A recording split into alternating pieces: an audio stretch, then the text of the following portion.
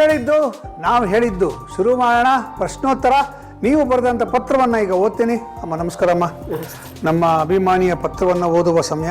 ನಮಸ್ಕಾರ ಚಂದ್ರು ಸರ್ ಮತ್ತು ಗೌರಿ ಅಮ್ಮ, ನಿಮ್ಮ ಕಾರ್ಯಕ್ರಮ ತುಂಬ ಚೆನ್ನಾಗಿ ಬರ್ತಾ ಇದೆ. ನಾನು ಮತ್ತು ನಮ್ಮ ಮನೆಯವರೆಲ್ಲರೂ ನಿಮ್ಮ ಕಾರ್ಯಕ್ರಮವನ್ನು ಪ್ರತಿನಿತ್ಯ ನೋಡುತ್ತೇವೆ. ಗೌರಿ ಅಮ್ಮನವರ ಮನೆ ಮದ್ದು ಬಹಳ ಉಪಯುಕ್ತವಾಗಿದೆ.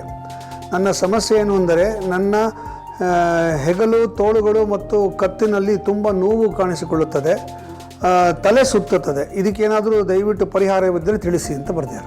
ಸಾಧಾರಣ ಈ ಥರ ಸಮಸ್ಯೆ ಇದ್ದಾಗ ನಿಮಗೆ ಔಷಧಿಯನ್ನು ಮಾಡ್ಕೊಳ್ಳೋದಕ್ಕಿಂತ ಕುತ್ತಿಗೆಗೆ ಸಂಬಂಧಪಟ್ಟಂತಹ ವ್ಯಾಯಾಮ ಮಾಡೋದು ತುಂಬ ಉಪಯುಕ್ತ. ಭಾಳ ಬೇಗ ಆ ಕ್ಷಣಕ್ಕೇನೆ ನಿಮಗೆ ಅದರಲ್ಲಿ ಸ್ವಲ್ಪ ಸಮಾಧಾನ ಸಿಕ್ಕತ್ತೆ, ನೋವು ಕಡಿಮೆ ಆಗೋಗುತ್ತೆ. ಅದಕ್ಕೆ ಸಾಧಾರಣ ನಿಮಗೆ ಕೆಲವರಿಗೆಲ್ಲ ಗೊತ್ತಿರುತ್ತೆ, ನಾನು ಕೂಡ ಹಿಂದೆ ಮಾಡಿ ತೋರಿಸಿದ್ದೀನಿ. ಈ ಕುತ್ತಿಗೆಗೆ ಸಂಬಂಧಪಟ್ಟಂತಹ ವ್ಯಾಯಾಮವನ್ನು ಮನೆಯಲ್ಲೇ ಮಾಡ್ಕೊಳ್ಳಿ.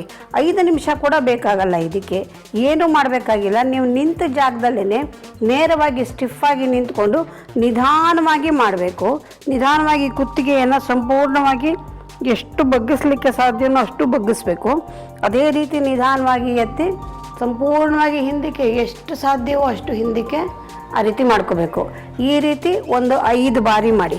ಆನಂತರ ಈ ಕಡೆ ಪಕ್ಕಕ್ಕೆ ಸಂಪೂರ್ಣವಾಗಿ ಸಾಧ್ಯ ಇದ್ದರೆ ಭುಜದವರೆಗೆ ಬಗ್ಸೋಕ್ಕಾದರೆ ಬಗ್ಸಿ, ಎಷ್ಟಾಗತ್ತೋ ಅಷ್ಟೇ ಮಾಡಿ. ಆಗದೆ ಇದ್ದದ್ದನ್ನು ಮಾಡೋಕ್ಕೆ ಹೋಗಬೇಡಿ.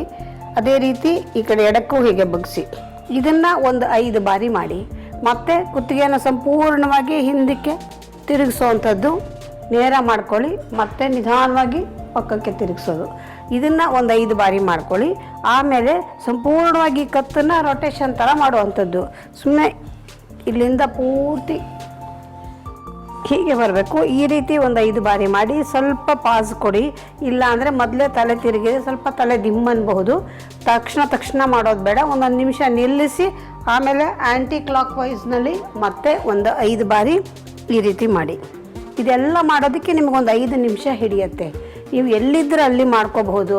ಕಚೇರಿಯಲ್ಲಿ ಕೂತಿದ್ರೆ ಟೇಬಲ್ ಮೇಲೆ ಕೂತ್ಕೊಂಡೆ ಅಲ್ಲೇ ಮಾಡ್ಕೋಬೋದು. ಇದನ್ನು ದಿನ ಒಂದು ಸಲ ಮಾಡ್ತಾ ಬನ್ನಿ.